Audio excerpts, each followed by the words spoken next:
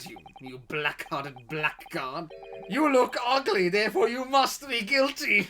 Lawyer or otherwise, if I'm the kind of man who can't help his best friend avert the worst crisis of his life, I shouldn't waste everyone's time by going to study overseas.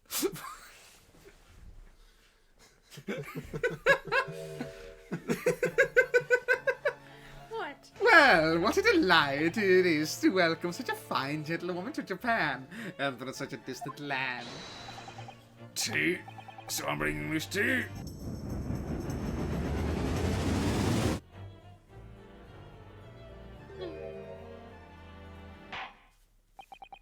The defense may now cross-examine the witness.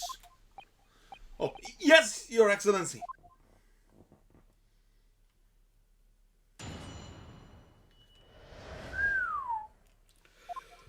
I had arranged to meet for a slightly late luncheon with Dr. Wilson that day. Yes! After 2 p.m., in fact. That's really quite a late lunch, isn't it? Objection!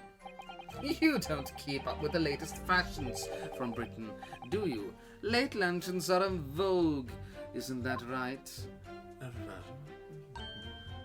No. Oh!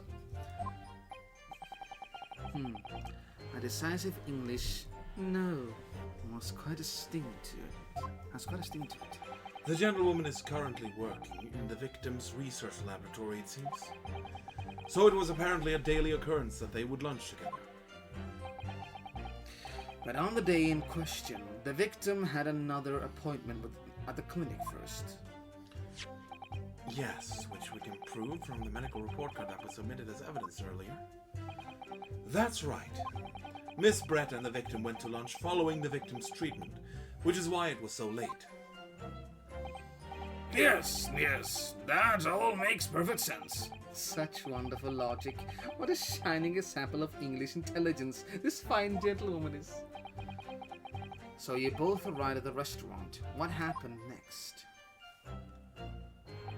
The professor was unable to eat, so I ordered for myself only a beef steak. Yes! Hold it.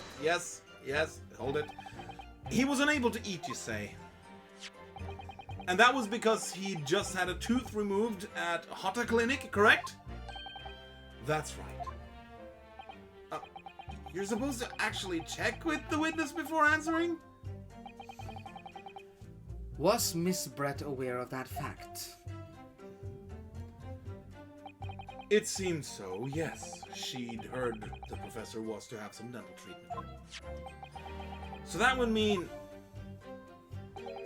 that it was you who ate the steak pictured here. Is that right, Miss Brett? That's right, yes. The print you have there shows the table exactly as it was left after the horrifying events. Exactly as it was left. Dear me, what a harrowing experience to have traveled to a distant island on the far side of the world and be embroiled in such a tragic incident. Have no fear, my dear lady. I swear I will crush the evil fiend that has subjected you to this terrible plight. So the victim, Dr. Wilson, had nothing to eat or drink at all. That's right, other than some carbonated water. Just water. Yes, the professor was unable to eat, but he had been given permission to drink water. So it appears the diners toasted their lunch with a glass of water each. They each raised a glass of carbonated water. What do you think, Ryanosuke, about the witness's last statement? I just check. Yeah, it's just one glass. Both pictures show. I'm just making sure. Yeah, no. I'm just making sure. Very meaningful. That last statement of yours, Miss Brett, has a profound bearing on this case. Well, how fascinating. Do tell us, what is this profound bearing? Points an impression, but... The significance of the statement will become apparent when the time is right. The defense calls for the witness's last statement to be formally added to the testimony. Well, sidestepped, Counsel. Very well, Miss Brett. Kindly repeat what you just said to be added to your official testimony. Gladly, she said. I assume. That was brilliant, Cosmo. I'm going to remember that one. Which one? The significance will become apparent. The significance will become apparent when the time is right. I could really use that phrase. I'd hope there are some more useful tips you're picking up from this experience than that. Ryunosuke also posed an impression, though. I ordered a beefsteak for myself, and the professor and I said cheers over a glass of carbonated water. Hold it, yes. So both you and the professor drank this carbonated water, did you? Yes. Being the waiter, I poured the 2 glasses myself. I clearly remember doing so. Except you're actually a detective. And the beefsteak, that was for you, Miss Brett. The lady says that she'd heard it was not customary to eat beef here until Japan opened its doors to the world. Yes, that's true.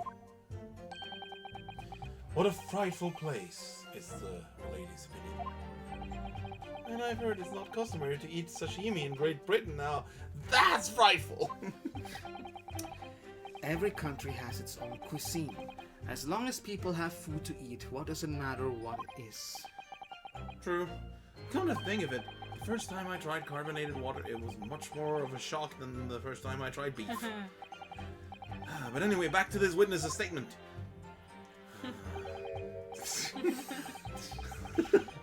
Somehow I feel like there's something out of place in what she's saying. This is like he's looking right at the player, just like, hint, hint, this is a tutorial, this is the statement that is wrong.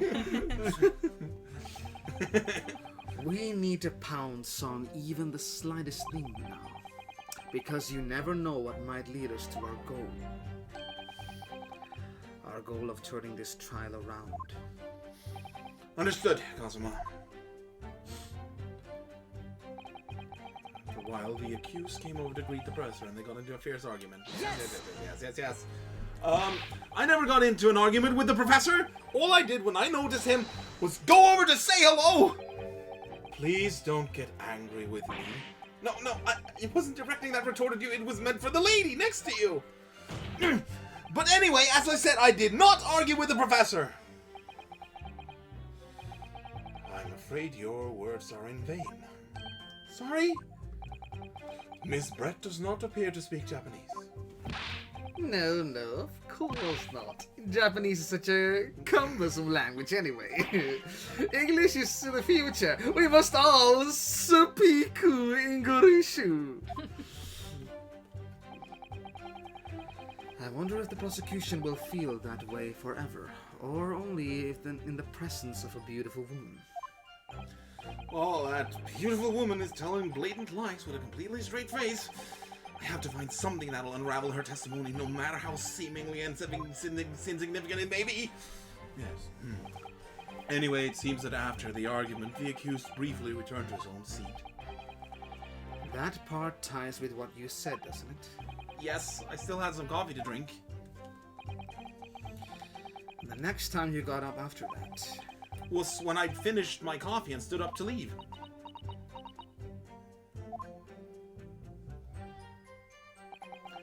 Then, not long afterwards, the accused took the professor's gun and shot him right before my eyes. Yeah, sure. Like I said, I did not shoot that gun! And like I said, there's no point repeating that assertion over and over. Well, I wasn't expecting to be attacked by my own side. Nevertheless, defendant, you can't deny that when the shot rang out in the restaurant, you had a gun in your hand. Well, yes, that's true, but all I did was pick up the gun I saw on the floor next to the professor as I was leaving the restaurant. In fact, yes! There was someone much closer to the victim than me at that time, the highly suspicious lady in the stand. Objection! That will do, you dirty, rotten scoundrel. Dirty? I wash it. Your baseless accusations could very well cause an international incident, boy. It was the 1900s. I don't think they washed every day. No, I wash regularly. It seems to me that your accusation is just as baseless as ours. What nonsense. The lady is merely stating what she saw. And this is already an international incident as far as I'm concerned anyway. I don't carry a gun myself, so obviously I couldn't have been the culprit. Yes, it's all very well saying that, but can you prove it? Absolutely. I verified it personally. You verified it? Yes. Immediately after the incident, I checked to make sure the lady was not carrying a weapon. I distinctly remember her saying, "I'm not." That's all you did? You just asked her? Surely you carried out a physical search, Inspector. No. Why on earth not? The honorable English gentlewoman clearly stated that she did not possess a weapon. There was obviously no need for any further probing into the matter. Or there was no permission given for any further probing into the matter, perhaps. Think what you will, but if you're going to continue with this preposterous claim that the refined lady was concealing a firearm, the prosecution demands that you support your assertion with facts. In other words, he wants evidence.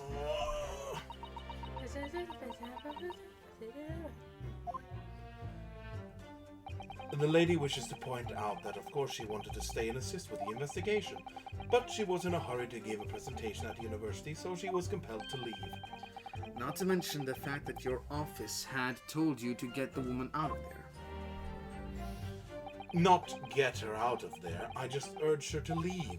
The lady would like to point out that she's in no way meant to run away from the scene of the crime, which is why she's only too happy to cooperate and testify here in court today, of course. Unlike a certain student who refuses to admit when the game is up.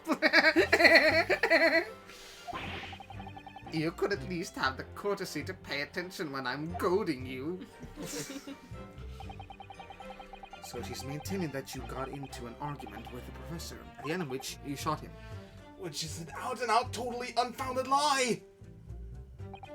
Still, her statement is very compelling. After all, she's an elegant, refined, young and beautiful gentlewoman from Great Britain. In stark contrast to you, dressed from head to toe in a dull black school uniform. I'm dressed exactly the same way as you are, except for the flapping red ribbons! Well, anyway, this is our only chance to expose her testimony as the fiction that it is. If we can't do that, the trial's over. Even you, with your thick skin, must be able to feel the murderous looks you're getting from around the room. Only too well. I feel half dead already. And the fact that I can't see a single inconsistency in her testimony isn't making me feel any better either. The first thing to do is press her on any of her statements that seem even slightly off to you. Do that, and the opening will present itself. I promise you. I need to expose the true face of this exotic foreigner that's hiding behind the mask. That's what I should be aiming for in this cross-examination. Okay.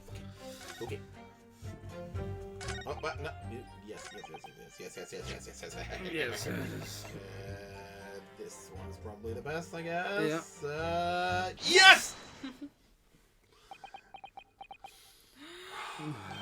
That's it! Let me just confirm something, please. It's to do with this photographic print, this really amazing new technology.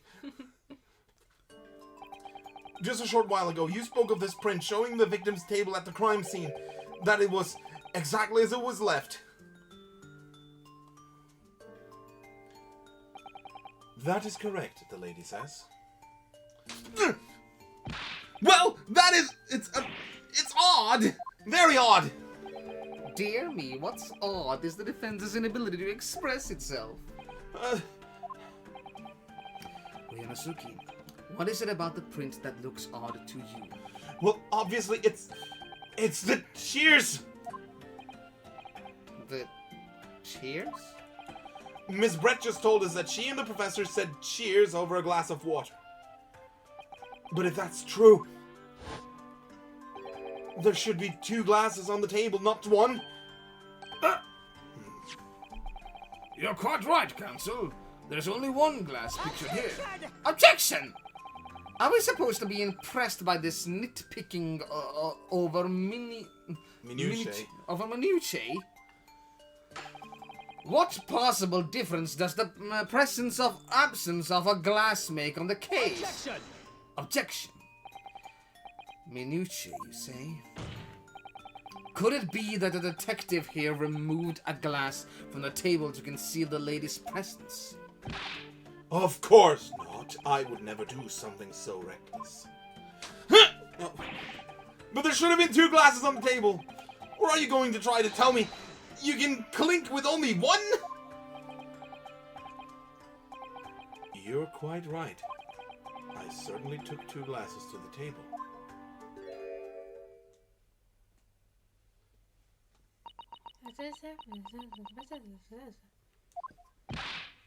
Inspector, what did the lady say? It would seem that it was Miss Brett who took the glass from the table. What? It was all so terrifying, everything that happened. I panicked and thought I should try to hide the fact that I had been there at all, she's saying.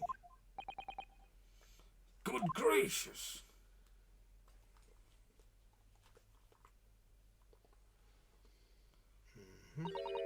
Sorry. A British sorry. Fair. As I assured the court before, this is of no consequence at all. Oh, please. We must remember that this student had just murdered this lady's luncheon companion before her very eyes. Who could blame her for concealing a glass or 2 in her state of disarray? That's absurd! Oh, really?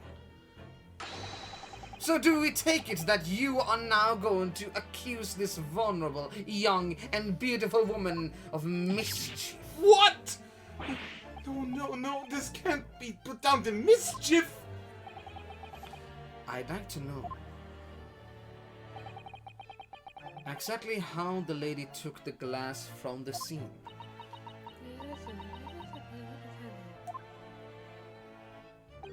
It would seem that she slipped it into a small handbag she was carrying. Oh, Grode. A handbag, you say? Yes, Your Excellency. A small handheld pouch commonly carried by well-to-do women in England. So, the beautiful lady has very graciously explained how and why she removed the glass from the scene now. However, the fact remains that this glass has absolutely no bearing on the case. This student has been trying to confuse the court with logical reasoning. But in the end, it comes to nothing. Been trying to confuse us with the truth. No more pretentious accusations. You have wasted enough time already. Indeed, the lady has offered a satisfactory explanation as to why she removed this glass. I think henceforth we can consider the matter to have no bearing on the case. Counsel for the defense, are you in agreement? Well, I don't know, really. If you want to pursue this matter further, you're going to need to show that it has some deeper significance. Yes, you're right. So she took the glass away in her handbag. If there's a deeper significance, it's... The hand. Yes. Wait! The lady put the glass in her handbag, you say? Yes, do try to keep up. It's already been explained to the court that all English gentlewomen carry handbags for small items. Let me see. A little while ago, Miss Brett stated the following. There are no pockets in my outfit. I have nowhere to hide a gun.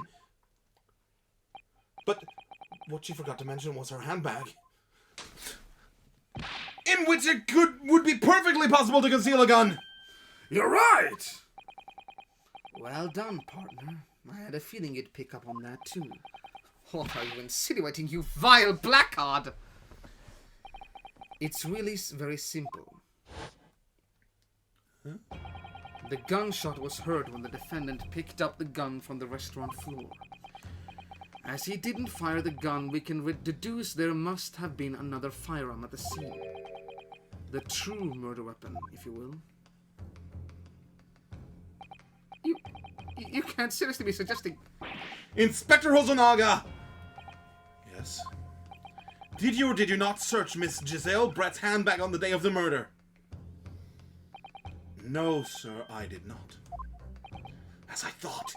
In other words, another gun, the one that was actually used to kill the professor, could have been hidden in Miss Brett's handbag! No! Bunk, bunk, bunk. Order! Order! Order! What is the meaning of this, Inspector? The meaning of what, Prosecutor Ouchie? Why on earth did you not have the lady open her handbag and show you the contents of the time? Thanks to your bungling incompetence, now she has to endure these uncomfortable accusations. Brilliant work, partner. Now we have a chance to expose the real woman behind the mask. Do you think so, Kazuma?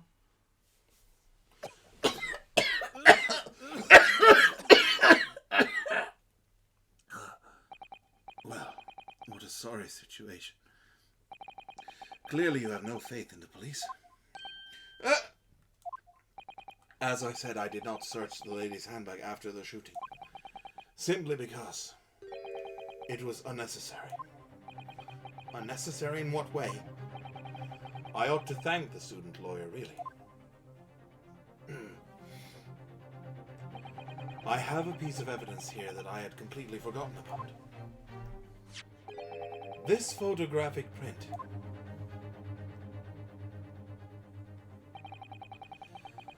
This print is of a photograph that I thought would be prudent to take immediately after the shooting. As you can see, it clearly shows Miss Brett's handbag. Well, I never. You can see right through to what's inside. That's right. Apparently, meshwork bags like these are the height of fashion in London at the moment. Very ineffectual for small items. So the contents are clearly visible. Exactly. So there was no need to search the lady's handbag. If there had been a gun inside, it would have been immediately obvious. Ah! As you can see, there's nothing to imply Miss Brett's guilt here.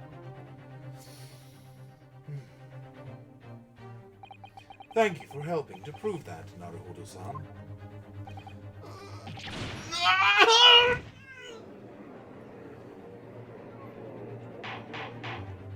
Order! Order! Inspector Hosonaga, you will submit that print as evidence at once.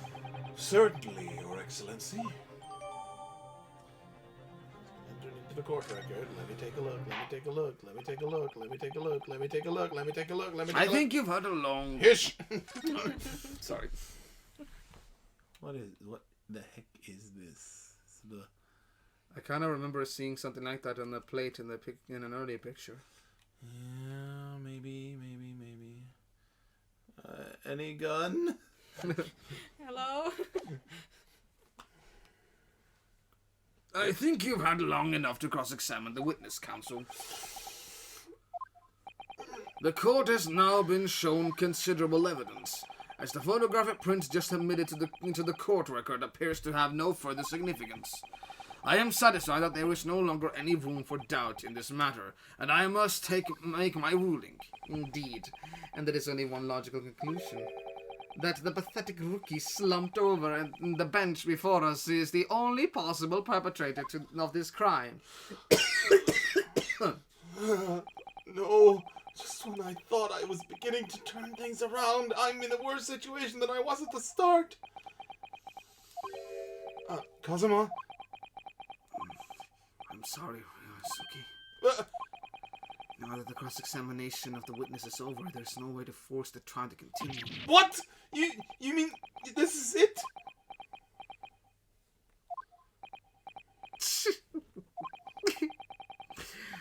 I must say, you put up quite a fight for a rookie student, but the weak are meat, while the strong eat.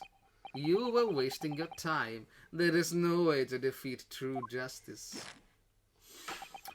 The fact you can chew onto your heart's content from the inside of your cell. This can't be happening. Am I really going to be found guilty of a crime that I didn't commit?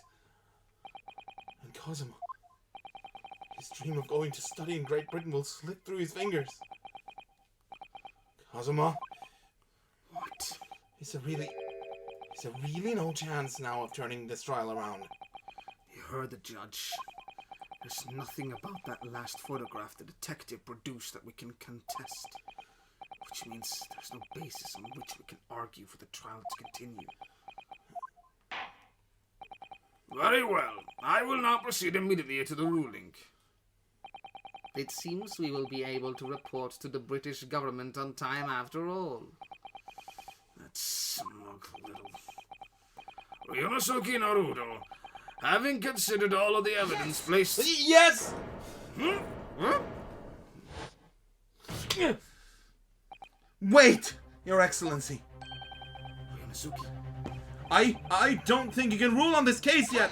Objection! This amateurishness is getting tedious. When His Excellency deems that the trial is over, he gives his ruling. That is the most basic protocol of the courtroom. Yes! Your Excellency, just a moment ago you said this. As the photographic print just submitted appears to have no further significance, there is no longer any room for doubt in this matter, and I must make my ruling. Now that means if there was a problem with the evidence, some significant detail I mean, then ruling on the case at this time would be out of the question! Objection! This is blatant straw clutching. Look at this photographic print. All it shows is the handbag the gentlewoman was carrying on the day of the murder. There can be no problem with this evidence. You better know what you're doing, Ryonosuke. I understand your objection, counsel. Certainly, the new evidence submitted by the detective has not undergone the court's scrutiny. However, I fail to see how we can glean any new information from this handbag. Ah, my thoughts exactly. Really, the prosecution is becoming tired of this rookie's desperate wheezes. Yes, I am desperate, but this isn't the wheeze. There's something about this photograph which just doesn't seem right. I feel like I put my finger on it. Don't. Very well. I will grant the defense one final opportunity. What? But be warned that if I am unsatisfied by your response here, the trial will be over with immediate effect. Do I make myself clear? Yes, Your Excellency. So, take another look at the photographic print Inspector Hosonaga submitted before. You will identify for the court where in this print we see the significant detail to which you have mentioned. Eluded. Here! Yes! Yes! Look at this here. There's a very unusual mark on the victim's wrist. That is true. It looks almost like a burn of some description. Objection! Dear me, I was pondering what new piffle you would come out with. A burn, you say, on the victim's wrist. Clearly that has nothing whatsoever to do with the magnificent lady's handbag. Yes, that is a burn mark. You're right. Go on, Inspector. The police coroner also noticed it when he was performing the post-mortem examination. It was deemed unrelated to the cause of death, so he didn't note it in his report. What did I tell you? In any case, we have no idea when the victim suffered this burn, do we? And no possible way of knowing either. The more I look at it, the more I find myself intrigued by the curious shape of this mark. Moo. Looks like a cow. However, as Prosecutor Auchi points out, unless a firm connection to the case can be found, I cannot allow any further time to be spent on the precise detail of this burn.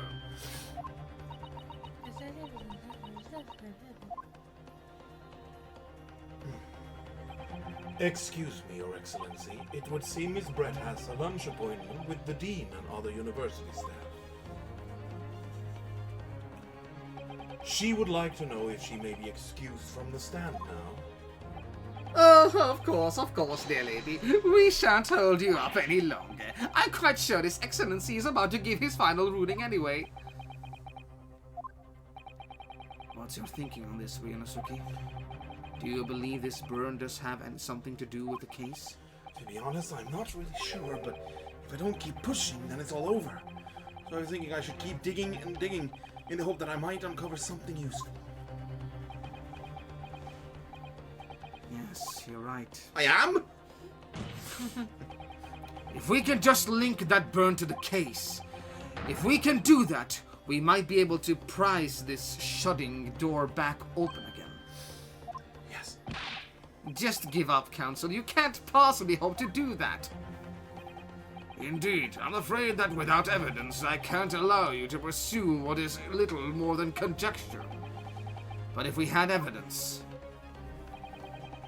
that irrefutably linked the burn on the victim's wrist to the case, then you would allow it.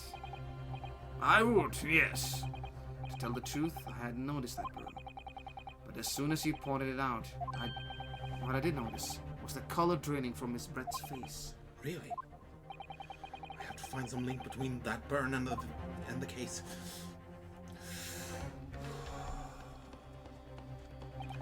This is the moment of truth. It's time to find some evidence that proves what that burn really means.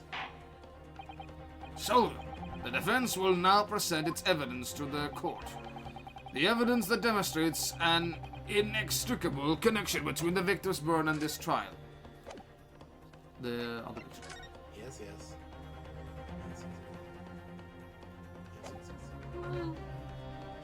Yes! Yes! What's this, Counsel? Yet another print? Yes, photos are amazing. Yes, Your Excellency, I believe photographic prints are an amazing invention. When we humans look at a scene, we miss things. But in a photograph, things we may have overlooked at the time were recorded forevermore. Do hurry up, Rookie. What are you trying to say? To inconvenience this poor lady any further really would be quite inexcusable. Actually, we may need you to stay with us a little longer if you don't mind, Miss Brett. You see, it is very clearly visible in this other photograph. How did the victim come to have that unusually shaped burn on his wrist? The reason is recorded here, forevermore. What? How? Objection! Objection! You can't fool me with your little bluffs, boy. If that's your game, then let's see how it plays out. Show the court exactly what you mean. What is in this photograph that explains the reason for The victim's burn. the victim's burn? Yes! The beefsteak? Actually, the point is the metal plate the steak was served on. The plate? Your Excellency, are you alright? As you can see, there's an emblem on the plate. I would guess it's some sort of trademark of La Carnival. Oh! This emblem on the plate and the victim's burn are exactly the same shape! Ah! Ryunosuke, you genius. You're spot on. Which means the victim must have suffered this burn while he was present at the restaurant! Objection! Objection! But even if that is the case, we can't know if it happened on the day in question or not. It could have been the day before or the day before that. It most likely happened some other unrelated time. Well, Objection! Objection!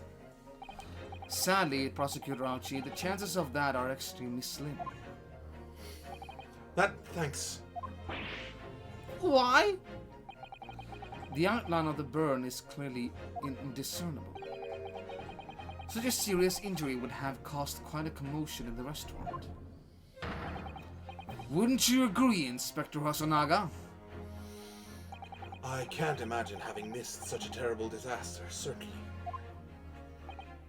But... I would say, looking at the picture of the wound, that it wasn't suffered very long ago. And although it's not a particularly large burn, it's extremely well defined, as the defense just pointed out. This was no mild burn, that's for sure. Can you be more specific, Inspector? Well, let's see.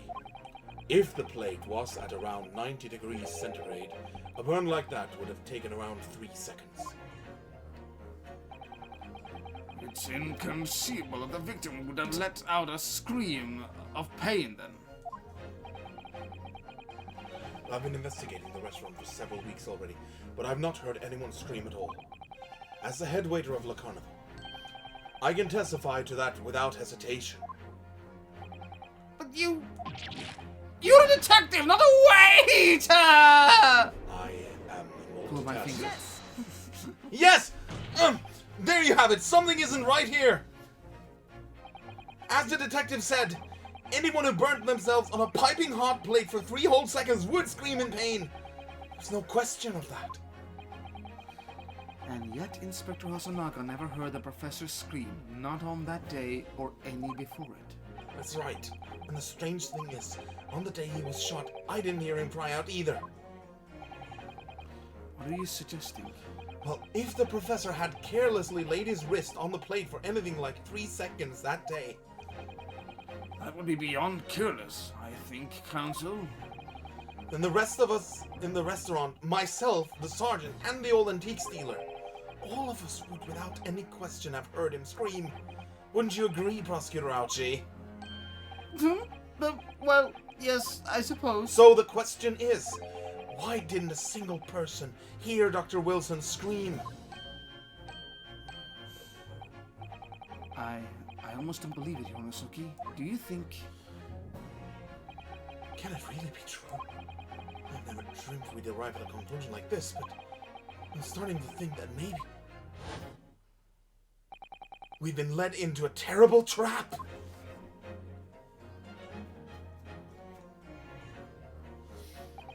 There's only one explanation I can think of to make sense of this apparent impossibility.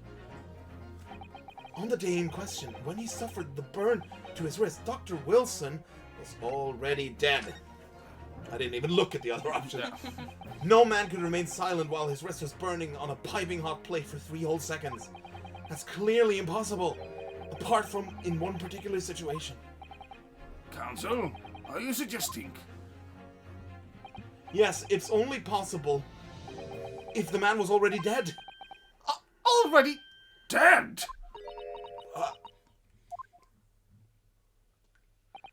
Knowing what we know now, it's the only possible explanation.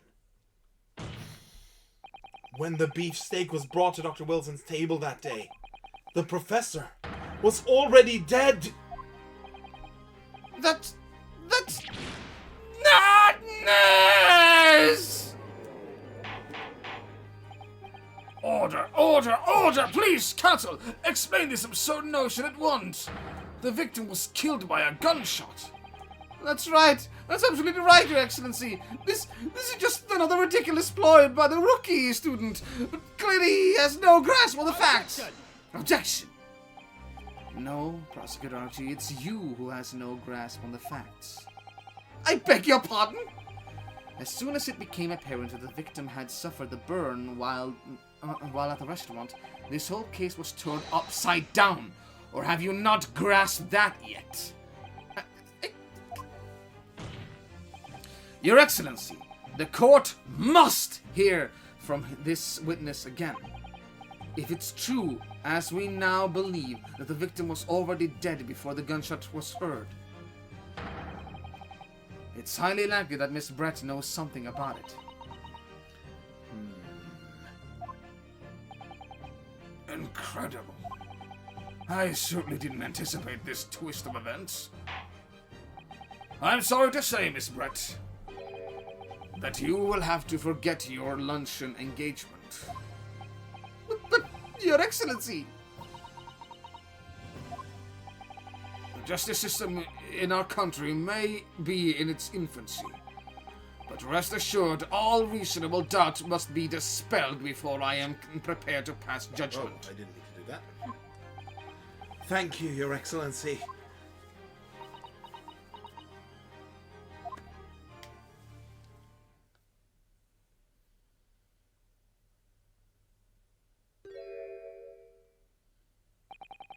What was that smile?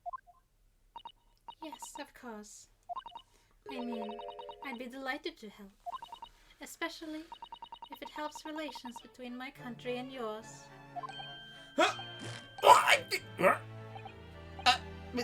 Miss Brett, you speak Japanese? No, I speak British.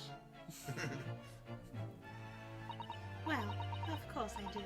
I am studying in your country after all. But why have you been speaking through an interpreter until now? My mother tongue, the Queen's English, is the most refined and elegant language in the world. As a gentlewoman, I try to avoid speaking in your vulgar tones as much as possible. Wow.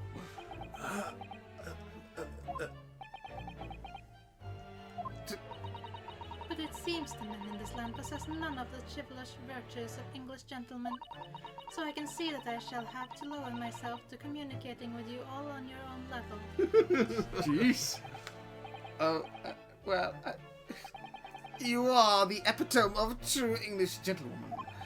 We are truly honored by this this lavish consideration you so graciously afford us. You spineless. I see. In that case, Miss Brett, I will now ask you to testify in your own words about the events leading up to the death of the victim, Dr. Wilson. So, we're finally going to hear our own words on the matter. Things are getting interesting, Ryunosuke.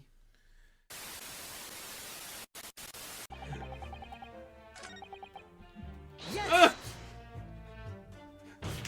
Like I said, I did not shoot that gun! Oh god. And like I said, there's no point repeating that assertion over and over. Sorry. But I didn't. I didn't shoot the gun! Objection! I didn't shoot the That won't gun! do, you scoundrel, you dirty little scoundrel. I didn't shoot the gun! You did an argument with the professor at the end of which you Shot him. shot him. And the fact that I can't see a single inconsistency or inner testament is making me feel Not a single inconsistency in their intestines. Oh, why do I keep looking at my hand? Well, I know what this feels weird. But there should have been 2 glasses on the table. What's this, Council? Yet another print? Yes, photos are amazing. Yes, Your Excellency, I believe photographic prints are an amazing... Oh, it was actually the line!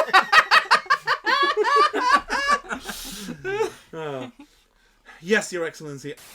I think we should probably end it off here, because you have to be off, and Yeah, I have work stuff. I don't think we have time. Yeah, we So- are not nearly finished. Yeah, so we're gonna have to leave it at this cliffhanger. Yeah.